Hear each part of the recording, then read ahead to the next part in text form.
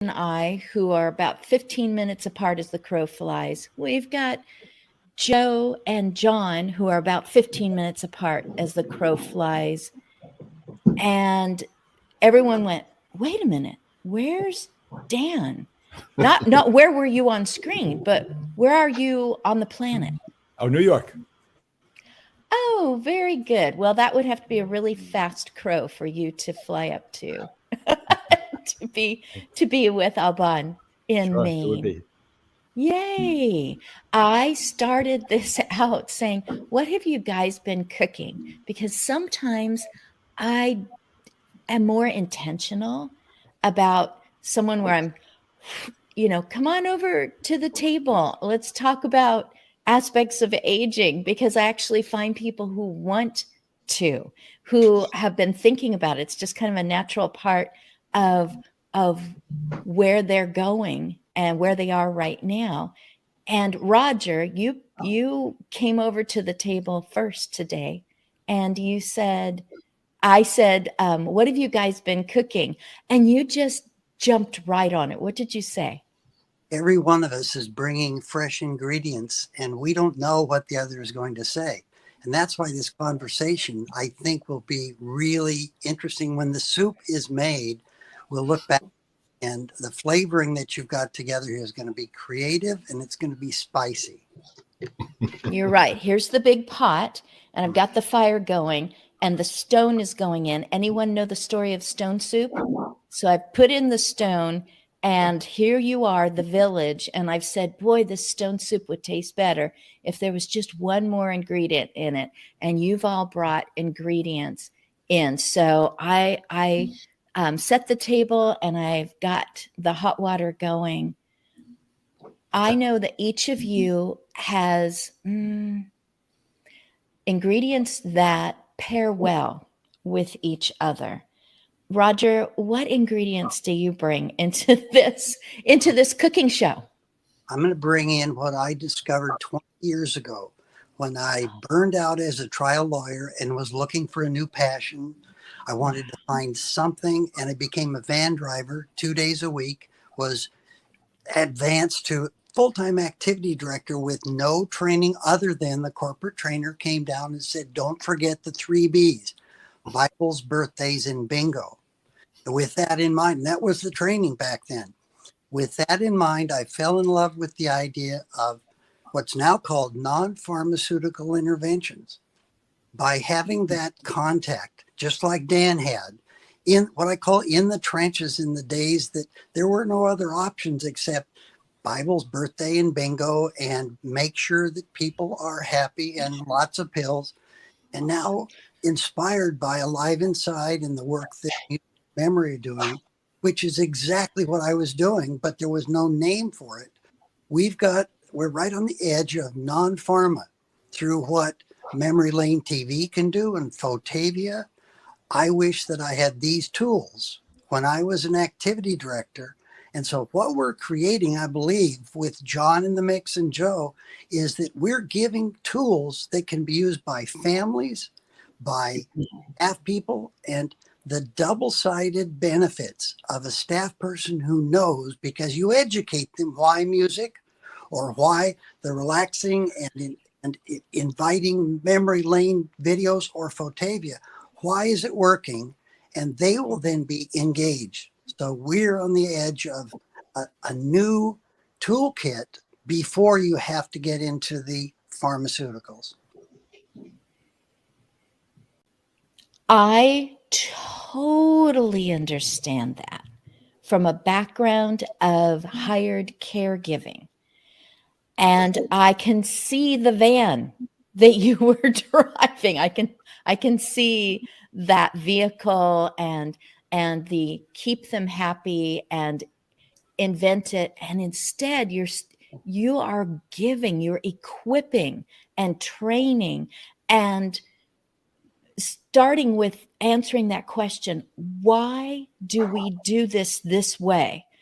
That's where a person who is challenged by a change in their memory will respond when you do this, will respond in a way that is very upsetting to that person and everyone around them if you approach this way, or if you we made it.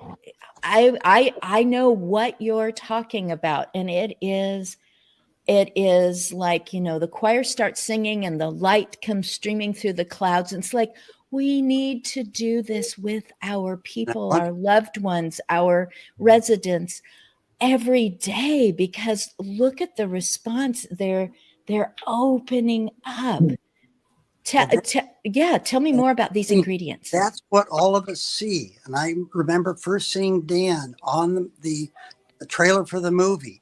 He was inspired by what he saw, and we're now on the edge of EEGs and other imaging machines that confirm what music does. And with the NeuroArts blueprint confirming, and I see that we're really close to something I didn't think in my lifetime I would see, and that's funding of everything that all of us are working with, because these are replacing the medication that's there.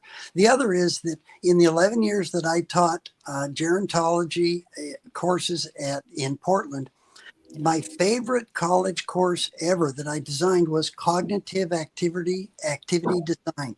And that gets in what all of us are doing: personalized, precision applied science that's given to people who really have a heart to care, and it's easy to do with almost no negative benefits. So we're in a precision medication world with non-pharmaceutical medicine, because when I can get someone to laugh or listen to music, their brains are squirting. I called it a neural squirt that pops out when they hear that sound. It's within the blood-brain barrier. So we're replacing the pills that have to get in and get dopamine to the brain by having the brain create their own through rhythm up for Parkinson's or whatever the challenge is. Precision apply it. We've got a winning combination. Oh, Dan, I mean, he mentioned your name specifically. I watched that, but it's a little farther back. I can't bring all the details forward, but I remember the excitement in me going, yes, yes, yes, yes. Dan, can you talk about that a little bit, and any other ingredients, you can throw them right into the stew. I mean, the movie was helping people understand just that people are not gone when they're, not the same in certain ways, right? They're not memory's not as good or whatever. And so that was really important. There's that they're, of value, just like everybody else. And we need to do everything we can, but we don't really make that a priority. And so the movie was really good. It's shown in, a lot of healthcare classes and such. But right now, still, all of our future healthcare professionals, generally in courses, the doctors, the social workers, other people who are going to serve in different roles, there's almost no training on dementia basics. There's no mention of non-pharm, music or any other. And so, until to me, changing the system as it is, sort of the only thing that will change that is policy change, government policy change, public awareness and support for change, and expectation that, of course, give my dad some music, right? But I think the real change will come as each new generation, each new year of graduates comes into the system. And if they've never encountered someone with moderate or advanced dementia, they're bringing with them all their misconceptions. We haven't tackled with it or anything. And so me, it should be like a Psych 101 course, but basics on dementia, basics on non-pharm, and how, what is it? How do you use it? When do you use it? Because and then they'll be empowered to speak up with upper levels of management or supervisors and say, no, of course we'll do this. I'll take care of it. But right now it's not that way. We don't have time. We've got other priorities. So to me, my focus now is on, the aspects of how we deliver care to healthcare system. But certainly people with dementia, specifically in many ways, and systemic things need to change. And so, so yes, NeuroArts Blueprint, Sound Health Network out of UC San Francisco. There's a lot of movement going. NIH is giving $20 million a year towards music and the brain research, and that's going to grow. They went out to bid on setting up a center. When they're going to pick one university to be the focus of all music and the brain research. There's going to be two centers, two universities that are going to be centers for music and pain centers, and they're going to coordinate all the research, or a lot of it, and give out their own money and stuff. So they'll coordinate, because right now there's research all over the place. People are just doing, oh, this is a good idea to do research. And researchers don't touch base. They don't say, well, what's really needed? And if this research that we're studying on, well, why exactly does the brain respond this way to music or anything? And well, that's not going to help us. So what are you going to do with that information? So we have to focus on what is going to be deliverable to people. So my dream, and Albin probably knows this. I mean, my dream is just CMS is part of nursing homes. Okay, so here's a drop down list in your monthly or your quarterly report, and here are 10 different sort of quality of life programs. Which 3 or 4 or 5 are you doing, and doing well, right? And you pick and then they pay for it. So simple theoretically, but it's not happening. Right now they can say, oh, we have music, oh, we have movies, oh, we have interaction. Anyway, that's my stuff for the pot. Do you hope that there would be a policy, maybe statewide mandated, that I'll just say a hallway? That's my easy way of saying, rather than in an individual private residence, but a hallway would be rooms where people are living, and there are people who, make sure that they are living comfortably. Would you want to see a mandate that your services, products, research, fact-based things need to be in there? Or, this is a really weird question, or this is the would you rather that they mandate that those things be in the building, or would you rather that they mandate that pharmaceuticals be reduced, the use of the pharmaceuticals be reduced, and you can say, I choose C? What would you want the policy to mandate?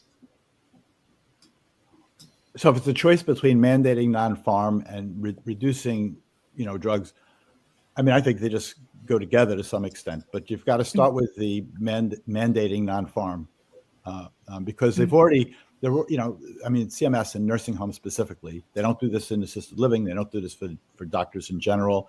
They track they track those antipsychotics really strongly, and they really ask nursing homes in a strong way to reduce usage. And then what tends to happen is they say, okay, well, things that are outside, they want to generate the same result of calming people down no matter how they do it. So, okay, well, we have to report lower antipsychotics, so we use hypnotics, we'll use anti-seizure, we'll use other kinds of things that don't fall into the antipsychotic category. So it's still like 1 in 5, if you take all that into account, it's still 1 in 5 nursing home residents, when it shouldn't be more than 1 or 2 who really need it.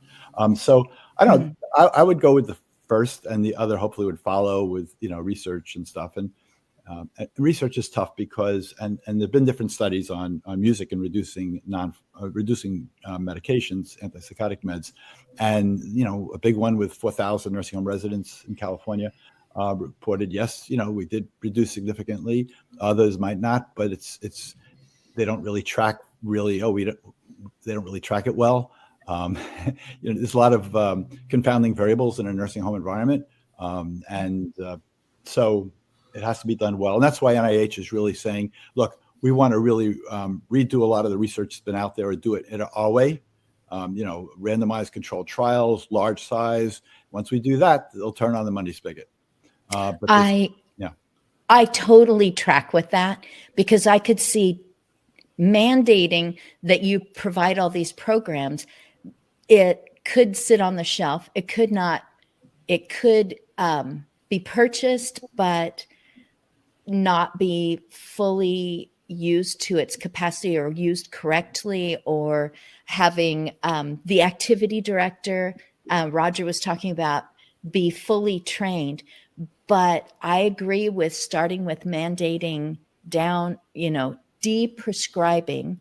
Delon Canterbury is someone that I see a lot on LinkedIn talking about, and because he does geriatrics, it ends with TRX, and he is so sought after now in the way that he describes that as a pharmacy trained person. I could see the hunger of what can we use that's not that, and how do we make it work so that our workers would want to stay and that families would want to bring their people there. And you said something interesting, Alban, I am going to go to you next. So I'm just giving you a chance to tune up your pipes. That was pretty interesting when you said choosing one, maybe two universities that get to just really unpack this and create, a program. And it sounds like you really want 18-year-olds to start to know about this is how you can approach a human being challenged by a memory or a brain or a cognitive change. This is how you can approach them and continue their quality of life and continue feeling purposeful yourself, and knowing I have a whole list of options that will work. So it makes me excited because, hey, I'm aging and I surely could have cognitive changes. And I would love for the people around me to go, you know what? This is really working for her. I am so glad that these guys came up with all these. So Alban, tell us about your ingredients. What are you throwing in? First of all, thank you very much. I'm really happy to be with you. Can you all hear me fine? Yes. Am I screen going? Okay, great. So I want to first, segue to what Dan just said, that I'm 100% behind him. We've talked with Dan over the years of the importance of, integrating, and that approach of integrative health, specifically in the context of cognitive decline, dementia, and Alzheimer's disease, where there is no pharma solution for it. So this is really why, as a film producer, I embarked in this adventure about 10 years ago. But I've also focused, being from Europe, on non-invasive, non-pharmacological and non-invasive procedures for all sorts of brain and cognitive decline and aging as well, because they're more popular, it seems like, in Europe. The pharma approach is very omnipotent here in the US. But we naturally know that the pillars that constitute a healthy lifestyle, whether you are affected by any sorts of physiological decline, are mind, body, nutrition, environment, relationship, culture, spirituality, sleep, and forgetting one, movement. And they're very person-centered. We all have different needs at different age, depending on our age and what we do.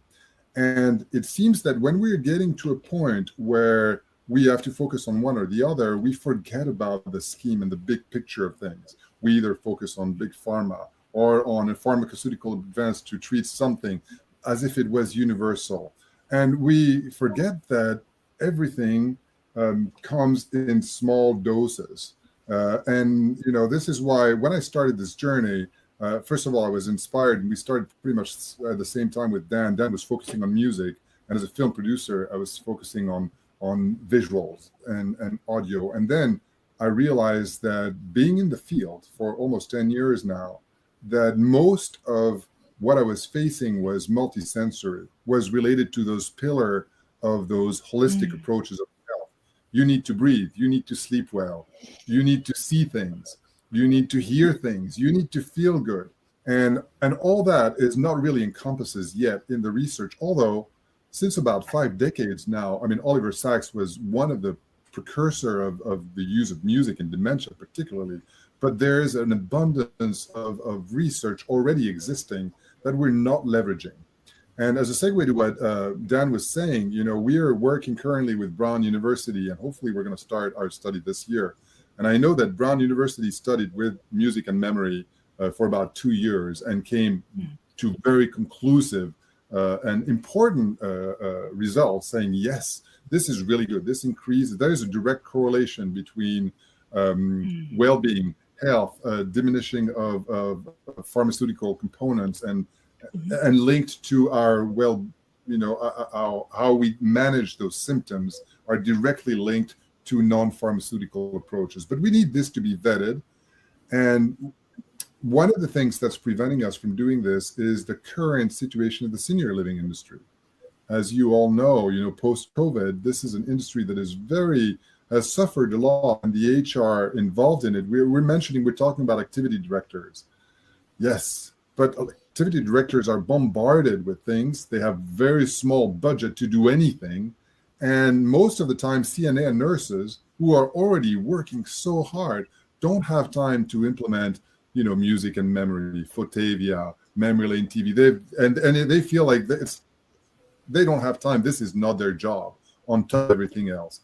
So unless there's that mandate that Dan was saying, unless we validate those components and understand the importance of an integrative approach to really, and based on multisensory stimulation at different times of the day. We don't want people to listen to music or watch TV all day long. We want appropriate content for every single individual, sometimes to do reminiscence with the Photavia, sometimes to, reminiscence with their own music, sometimes to fall asleep, not to be engaged.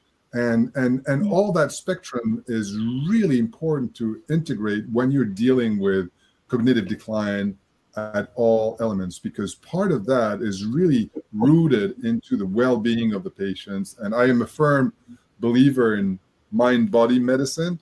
So I think that if your mind is good, your body will follow up, and physiological. I mean, it sounds natural. You eat well, you sleep well, you dream, and you get better. And that's really centric to our approach at Memory Lane TV, because what was originally only based on a visual stimulation and music and soundscapes really morphed over the 10 years of research that we've done into a really integrative multisensory approach. We use aromatherapy as a way to the direct pathway to the brain to awake people or to incentivize their appetite. And not everybody, it doesn't work with everybody, but that's one of the tools. We use music and music stimulation to help people fall asleep or to be really engaged. We use reminiscence to combat sundowning syndrome. We use touch and education and training as the pillar of all those things. And I'll end up my little passionate pitch here by reminding everybody two things. The first one is that 80% of the people that are actually managing and dealing with the symptoms of dementia are at home. They're not yet in nursing homes. They're at home and they're clueless. Most of the time we're talking about the partners, and it's really hard even to know what to do or the journey we're on and how the journey fluctuates. So there's a strong need for education and training on the whole aspect of aging and all those pillars that constitute a healthy aging. And the second of all is that the toll, especially in the context of dementia and Alzheimer's, relay on those partners, on those care partners. I think the number is astonishing, but more than half of the care partner pass because of the emotional, physical toll before the people that are affected. So we need to focus on that and bring them tools that are very simple, very easy to use, and that are person-centered, human-centered, and that encompasses all those elements. And technology has finally caught up. So I'm feeling like, yes, let's ring those bells. Let's have Brown University help us. Let's all get together. Let's put something that is, present in every household in America and around the world in order to make people feel better. I'm going to stop here. I could go on forever, Oh, I'm loving it. I'm loving it. Welcome to Steve Berger.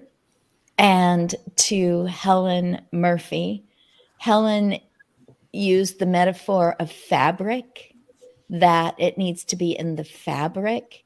And I'll expand that with what Alban has just said, the fabric of society, that doctors and elder care advisors and those who, hop in the car with people to go visit these places, that they would all have on the tip of their tongue, go to these resources. This will be good. And, speaking with the person who has received the diagnosis, or even speaking with the person who's thinking about, they're the ones that are challenged by aging. It's like, as I continue to live, there will be challenges and there will also be opportunities that I want to continue with. And now I am educated. Now I have the information. I've got the tools. I feel good about them. They're convenient. They make sense to me. Imagining a world where everybody goes, oh yes, that's good for continued life. Oh yes, that is essential to longevity. I'm gonna go to John next. Last evening, I attended online a webinar that was the person who spoke is Dr. Lori Santos. She's a professor at Yale, and she also has a podcast. I think it's called The Happiness Lab. And she talked about creating a curriculum for happiness because her job as a professor is living on campus. That's part of her, that she says, tiny college within a college, living on campus, eating with the students in the commons regularly, and noticed how unhappy they were, and made a study of happiness and created the class. They had to get the biggest facility possible. 1/4 of Yale wanted to attend her class. And then it went outside of Yale, and it's already had 3 million graduates from her course. Wow. And I'm just going, happiness, feeling, we talk about feeling, or you have been, feeling better. And it's like, wouldn't that be great if people talked about that as much as Chat GPT? Or did you see the finale of, of whatever show, that it's just like, oh yeah, that's essential to living. It's just that sometimes it needs a boost, like packaging it. Dan was talking, packaging it and providing it. I'm sure there's business ways of saying that, so that it, there it is, and you unwrap it, and there's how to do it, and it all makes sense. We're talking about music. It's like, oh, music. Yeah. We want to have music at this event because everyone's going to feel better about the music, whether it's a celebration event or kind of a sad and reminiscent event. We want to have music there because everyone will feel better. Scott and I were at a restaurant the other day, and I went, that was weird. There was no music going on in the restaurant. So John, as we've been saying all this, I know that, oh gosh, over a year ago, you were willing to come in with this newbie in the whole arena here and record a video podcast with me. And it may be through you that I got to know Joe, and I will not forget Joe. But John, as all these ingredients have been going in, do you smell something good cooking? And are you bringing some spice? I'll bring some spice and I'll stir the pot, and we'll see where it goes from there. How about that? So, I've been in senior living and healthcare technology for about 23 years now, so I've seen a ton of change over the years. One of the unique things that I've noticed from a non-pharma approach is that in community-based living, you've seen some of these more progressive communities actually bring individuals in, wean them off of their medications as much as possible. And these people come back to life. They get more active. They start to eat more. I mean, I heard Dan talk about nutrition and health and wellness, so Yes. it really comes down to that non-pharma approach. And I met Joe about 6 years ago, and that's when I learned about Fotavia. And the amazing thing to me about it was, in theory, because this was pre-COVID, we really didn't have too much to test it out with. In theory, I was like, this makes a ton of sense. Fotavia, in my mind, was a non-pharma tool, for connection, engagement, and cognition, that could be used in a therapeutic way, allowing people to reminisce with relevance.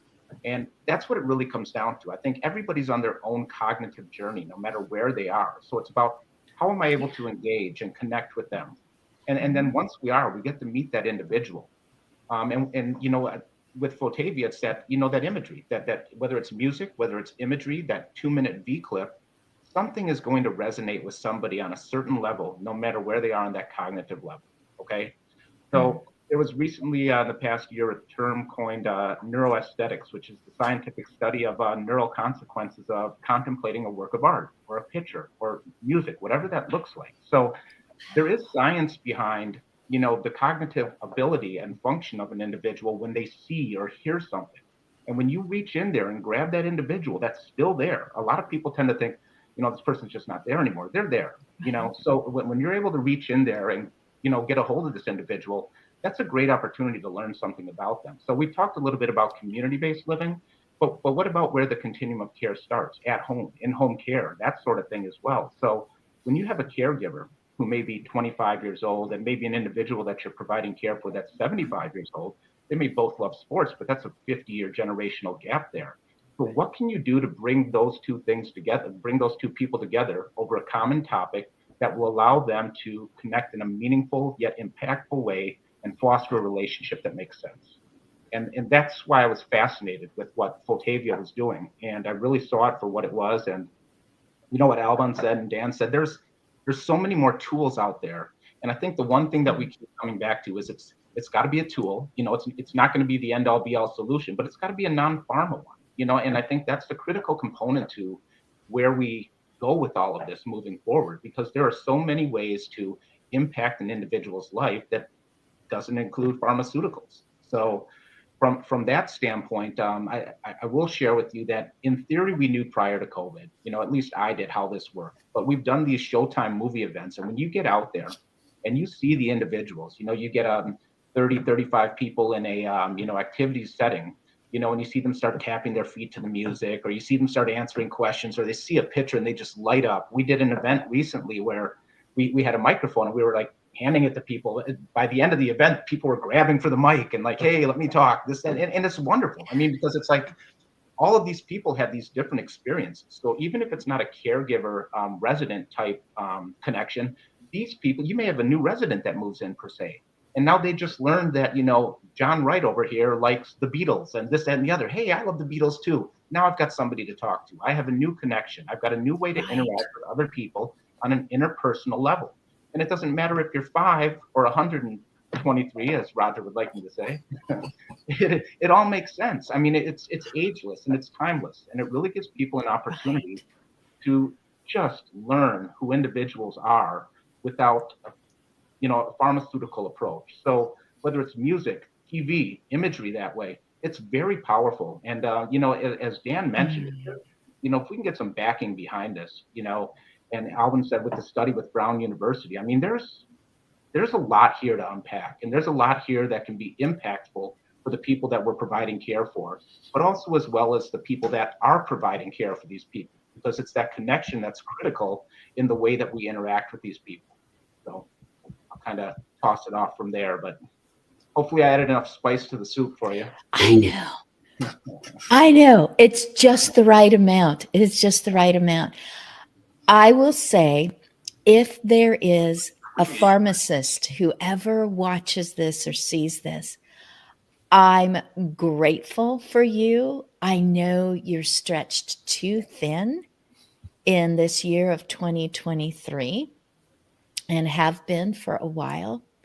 And I believe that you have the intelligence and that you are equipped enough to pivot in all of your expertise and your brilliant imagination and pivot into something else if pharmaceuticals isn't quite as huge and prevalent in the later 2020s and into the 2030s.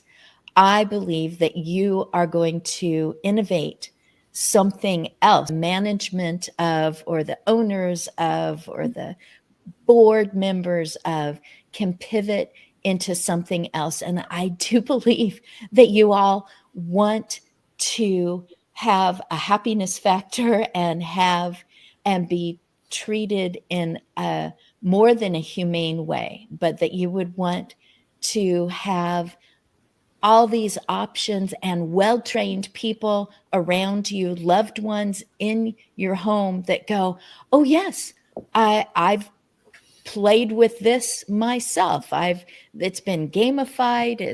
It's been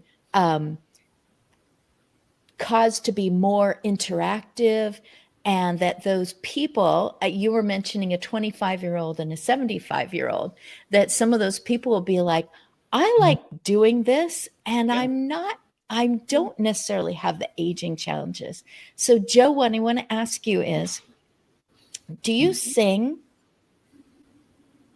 Do I sing? Yeah. No, I'm the guy that hangs around with musicians. I'm the drummer. So, although I should, there's I think there's about 6 of these. I don't know. Yeah, that's a guitar. So there's about 6 of those floating around the house. But I am certainly, I am a proponent of music in life and how important it is. I have some of my grandfather's record collection, and then I collected, I think I have between 10 and 15,000 pieces of vinyl in my house. And you can ask my wife, she's not real happy about that. I think I have 5,000 CDs scattered between my office here, the living room, and downstairs. And then I still subscribe to, Spotify and Prime. And anyway, I have music going on from the moment that I get up till probably when I don't have it on right now, just because I didn't want to suck up bandwidth. But otherwise, it would be playing in the background. So, my goodness. Well, I was going to ask you to sing, "Let Me Edutain You, Let Me Make You Smile." Yeah, no, I probably the shower. I did some singing this morning, but that's it. There you go.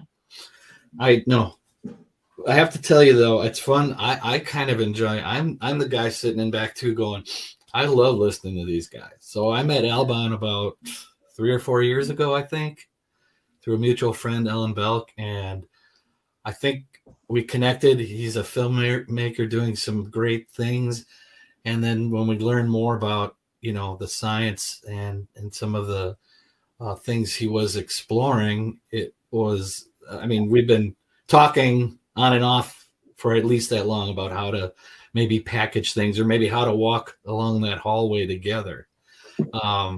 Dan, I don't remember when I met you, but I do have to tell you that I knew about you before I ever met you. I think probably 8 or 9 years ago when we started doing this. Well, I was also involved with an organization called Independence First here in Milwaukee, and it's a resource for people with various abilities. And I think I had heard about the program back then when I was consulting with them, brand consulting. So we started Photavia, I think 2014, I met our founder. And I think soon after that, we kind of developed things, had some sample films, and we met a remarkable woman who's also here in Milwaukee named Ann Basting, who, when I met Roger, I think Roger, probably 4 years ago, 3-4 years ago, he brings up right away, he's in Oregon by you, right? Oregon. And we're talking to him and he's excited and he's talking me brain, smidgens of this, neural squirts here and that. You need to meet Ann Basting. And I'm like, we know her. We met her. And one of the biggest things that she said that I remember, it's, you're a non-pharma solution to, and that stuck in my head. I hadn't really heard that term back until like I said, 5-6 years ago. So we've been on this journey and meeting some of these great people along the way. And what I'm excited about is the science that Alban talks about, the science that Dan talks about, the science that Roger talks about. Roger can take any complex science thing now, and I'm a art guy, I'm a picture guy, so he paints a beautiful picture every time of, Joe, you don't know what you're doing. This is what you're doing, and it's like, oh yes, I get it now. So, and Joe, let me, when you ask about something like that, and I can tell you, here's what's going on in your brain. That's what we did at the college, was to educate those going to gerontology about how the brain works, and that you can watch the face of a person and predict exactly what type of neurochemicals are squirting within the blood-brain barrier. And both Dan and Alban have that same roots where people live, not in some education or a medical school. You did more of what worked, less of what didn't. You made sure you're looking at the dose and the dosage. How often and what are you delivering to stimulate, to make a feeling? I lost count. I was trying to count on my fingers how many times your group, Christine, has said the word feel. And the felt sense, the feeling that's created, sensation that you get through one of your senses. And music is the one I love to teach my students about, and that's that God didn't create earlids. So if a person is within hearing distance of the music that Dan is offering, that reaction may not be visible, but once that face comes up, that caregiver, that loved one never forgets that moment. And that's the inspiration, whether it's taste aerobics, touch aerobics, anything that can have a sensation for a short period of time. There's a smidgen, and that it is used in a dosage of multi-domain. And that's what Alban is working toward. And when I read that interview, Dan, that you did of Alban, that's almost a roadmap to all 5 senses. And that's what we did with our Memorobics 20 years ago, because I didn't know what I was doing, but I did more of what worked and kept track of what worked with this person or that person. And that's simply fine tuning. And that's where we're headed, is ask those delivering to watch for those signals. And I hope I live long enough that the chemicals in the brain can be measured. And I think we're close to react when they hear this sound or this taste, or especially that smell that goes directly to the brain. As Alban pointed out, that's the quickest way to get the memory provoked, is the sound, the scent, and the sight combined. And that's combination.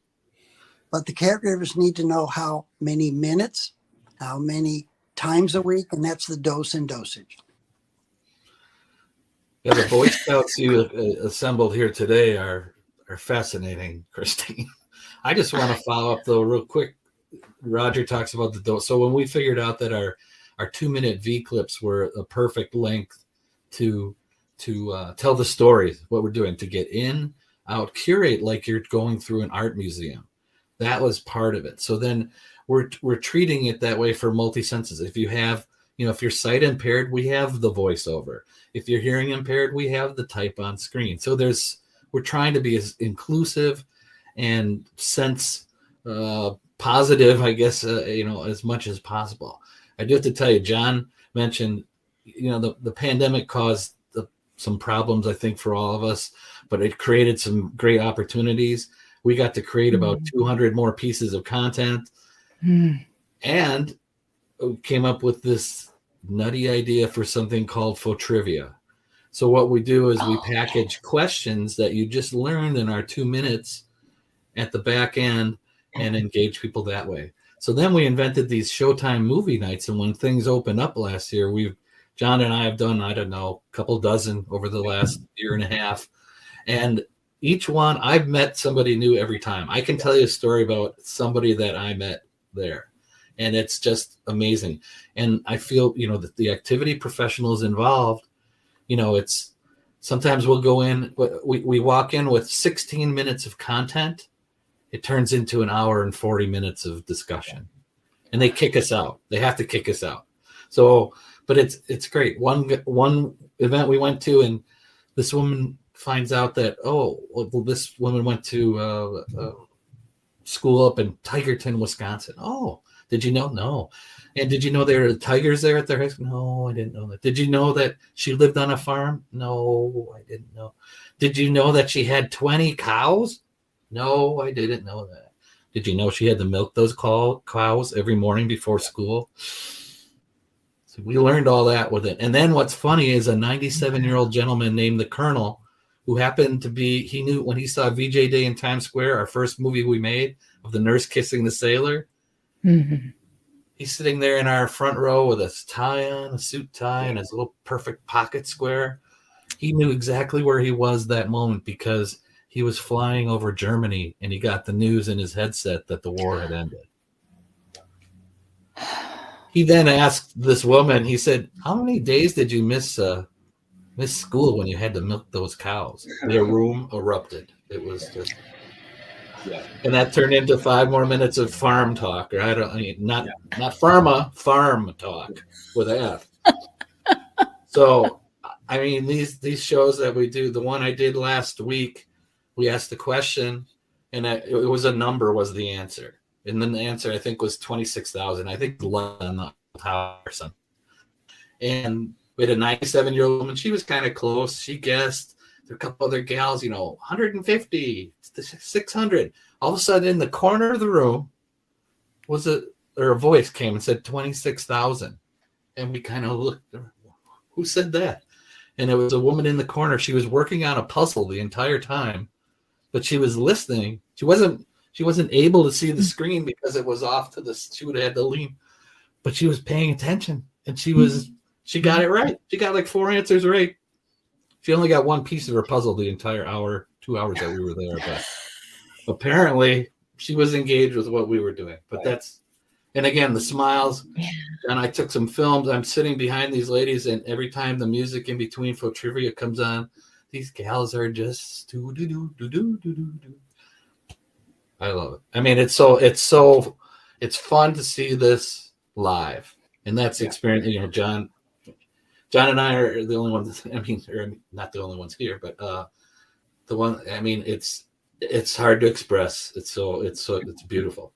Yeah, conceptually you understand how it works, but when you actually see it in action, it's something altogether way more special. Because to see the people's faces light up, to see them engaged, to see them want to be involved, and even though as a maybe a life enrichment coordinator, activities director working with these people, they're learning things, but the residents are learning about each other. There were so many interpersonal conversations going on with this particular time that Joe and I were there between these people. It was just fascinating.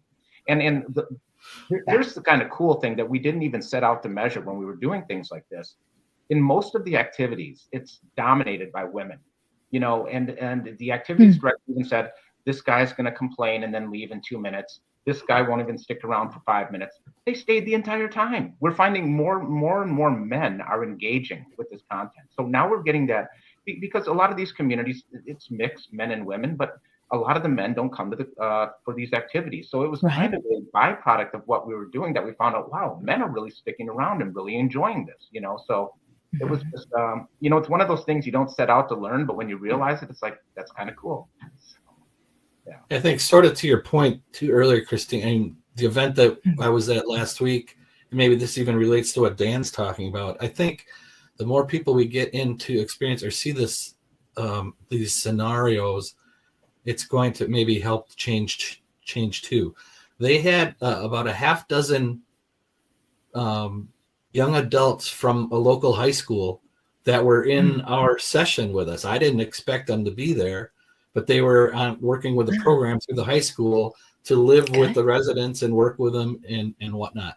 And, not talk about training or whatever. We say that there's no training to what it's click the button. If you can turn on the TV, you can do it. Even our faux trivia, even these games that we've come up with. But I was so excited to see the other generation there, and they were answering questions. They were jumping in, and it was like, this is the intergenerational conversations are what it's about too. It's just yes. Yes, we're coming to the end of our time because my hubby producer, D. Scott Smith, motivational listener, has to motivationally listen to someone in just a few minutes.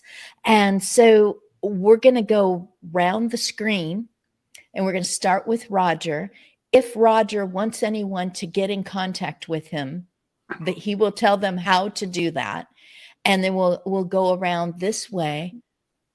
I love this. I was thinking about our daughter and son-in-law who are turning 25 this year. They go to trivia night at a restaurant, enjoy it. They've been there a few times. And I thought, what if it was faux trivia? What if it was a Fotavia 2 minutes and a faux trivia? Would they engage, would they engage with that if they didn't know that mom made that happen?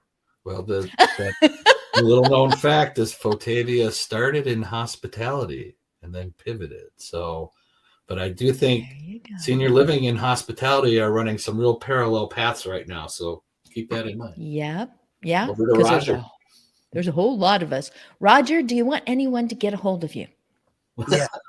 What we're looking to do is to find out how people will use these tools. And by having those tests on using these tools that Alban and Dan and Joe are creating, we'll be able to improve them. So anyone who wants to get a hold of me, go to MindRamp, MindRamp, like a brain ladder, only easier to get up, .org. Love it. Dan Cohen. So first, I want to say, bottom line, way to know whether facilities are doing a good job is everybody lighting up. Once or more time.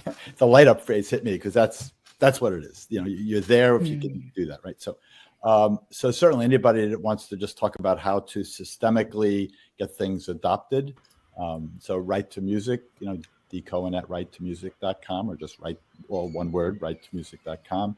Music and Memory, is there, musicandmemory.org. I'm not connected with it anymore. I've pivoted to focus on the resistance, societal resistance, institutional resistance to the implementation of different music-based interventions and all of these. I mean, the sensory level. I mean, the visual. I mean, we can't get one unless we get them all. we need them all, and we can't get them all unless we reduce ageism and other things that are working against us. So that's what I'm focused on now. RIGHT, Right to Music. Right. Yes. Thank you. I have the right to music at all ages. Right. Okay. John Wright, spelled even differently. Go right ahead.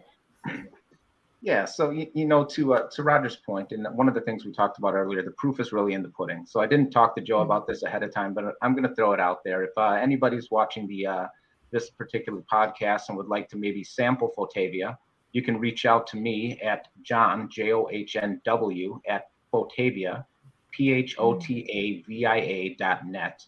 And I'd be happy to talk to you about how you can use this with your residents that you're currently working with. It's such an amazing tool.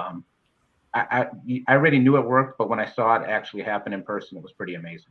So love to share that experience with anybody who's interested. Love it. Alban, I just met you. I didn't cross your path on the phone or any other recordings or any other live streams. Thank you. Thank you so much for bringing your ingredients. And guys, the soup's on. I'll be serving it in just a few minutes. Alban, I know you want people to know about Memory Lane TV. Yeah, and it's very simple. I mean, we've been in this field and producing content now for 10 years. We have about 30 collections. We do, like I said, the multisensory approach between what we do as film producers, our different collections that engage or put to sleep the nature. We have, I think, over 2,000 hours of content divided in those collections. And you can sample it all for free if you go to watchmemorylane.com, and you can try our activity box, try the aromatherapy if you want, use soundscapes, we call them sound journeys, with and use music and engage all that. Just try it for yourself and see what people know. Recently we had Tipa Snow, one of our advocates, to really vouch for what we're doing, because we have to celebrate those people who are voices in the field who said, hey, take a look at this. So we have all those people that are vouching for us, and I encourage one and every one of you to really try it out for yourself, and watchmemorylane.com. Yeah, easy enough. Joe, sing us out. I got in trouble the other day. I think I said that Fotavia is like bingo on steroids, and I made some people angry. So I'd like to publicly apologize. I love bingo. I think bingo is necessary, but I'll just say it. So I thank you so much for having us here. I think it was great. Great. Too quick. We'll do it again. You have to power.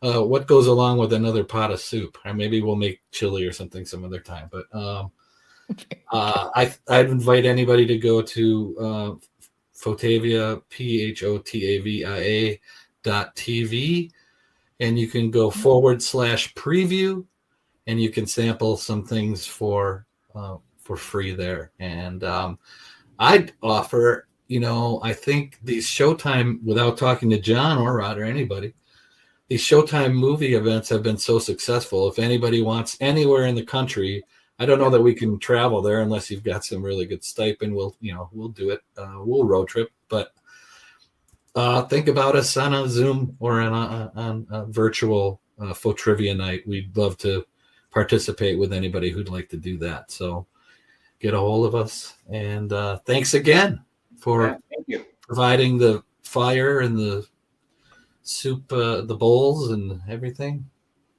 Great day. Soup's on, guys. Oh, this is fantastic. We're going to do this again. We're going to do this again. Thank you. Thank you.